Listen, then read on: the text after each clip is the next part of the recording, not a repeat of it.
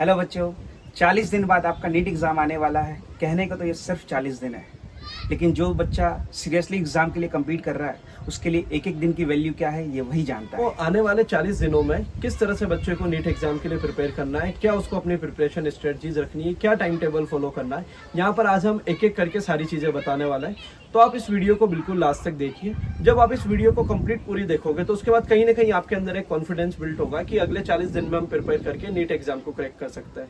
तो यहाँ पर हम एक एक पॉइंट को बताने वाले हैं। तो बेटा, सबसे पहले आपको क्या है, टाइम टेबल अपना बनाना है। टाइम टेबल में ध्यान रखिए कुछ बातों का कि सबसे पहले आपको 12 से 14 घंटा अपना पढ़ाई के लिए रखना है। उसमें आपको फिजिक्स, केमिस्ट्री, बायो तीनों को रोज पढ़ना है और स्ट्रॉन्ग और वीक टॉपिक के अकॉर्डिंग आप अपने टाइम को डिवाइड कर सकते हैं। और हाँ, ये भी याद रखें, आपको रोज कम से कम 400 से 500 क्वेश्चन की प्रैक्टिस करनी है, तीनों सब्जेक्ट का मिला के। क्योंकि पढ़ने का टाइम अब गया बेटा, अब आया है प्रैक्टिस करने का टाइम। बेटा अब आप लोगों को यहाँ पर एमसीक्यू प्रैक्टिस करना है। अभी कई सारे स्टूडेंट्स के मैसेजेस आते हैं, मिलते हैं, तो वो एक चीज बोलते हैं कि सर अभी हम बहुत ज्यादा रिवीजन कर रहे हैं लेकिन क्वेश्चन प्रैक्टिस उतना नहीं कर रहे। तो ये थोड़ा गलत हो जाएगा। देखो आप लोगों को क्या करना है, आप रिवीजन तो कर रहे हो, बिल्कुल साथ के साथ करते जाओ, लेकिन क्वेश्चन प्रैक्टिस भी आपको अच्छे से करते हुए चलना है। अब मैं यहाँ पर आपको ये बोलूंगा कि देखो बेटा, हमारा जो नीट का पेपर है उसकी टाइमिंग दिन में 2 से 5 होती है, तो आप सेम टाइम पर 2 से 5 के बीच में डेली एक मॉक टेस्ट पेपर लगाने लग जाओ। इससे क्या होगा, आपकी क्वेश्चन प्रैक्टिस तो होगी ही सही, साथ के साथ में आपके जो पेपर वाले टाइम पे प्रेशर हैंडलिंग कैपेसिटी वो भी इंप्रूव होती जाएगी। और सबसे महत्वपूर्ण बात है बेटा आपके लिए कि आपको पॉजिटिव और हेल्दी रहना है। आप हमेशा बैलेंस डाइट लेने की कोशिश करें। अगर आप इन 40 दिनों में बीमार हो गए तो वो आपके लिए बहुत बड़ा लॉस हो जाएगा। तो आप अच्छा खाएं, अच्छे से रहें। कम से कम शाम को 15 से 20 मिनट वॉकिंग पे जाएं या कोई भी स्पोर्ट्स खेलें।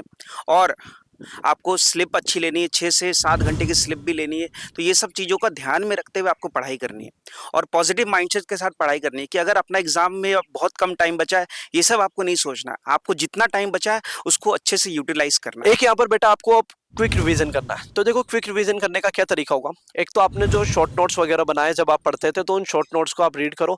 फॉर्मूला शीट वगैरह आपने जो भी बनाई होगी आप उसे पढ़ते हुए जाओ।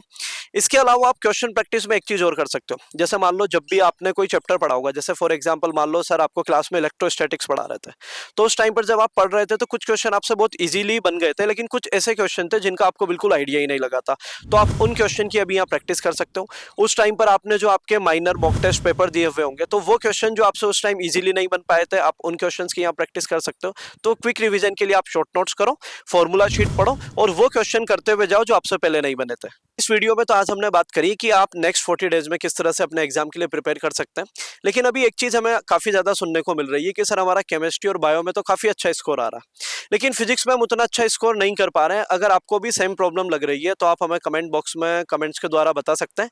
अगर यहाँ पे हमें ज्यादा कमेंट देखने को मिलेंगे तो जो हमारी नेक्स्ट वीडियो होगी उसमें हम आपको यही बताएंगे कि आप किस तरह से फिजिक्स में अपने स्कोर को भी अच्छे से इंप्रूव कर सकते हैं और किस तरह से आप फिजिक्स के लिए प्रिपेयर कर सकते हैं। तो ऑल द बेस्ट।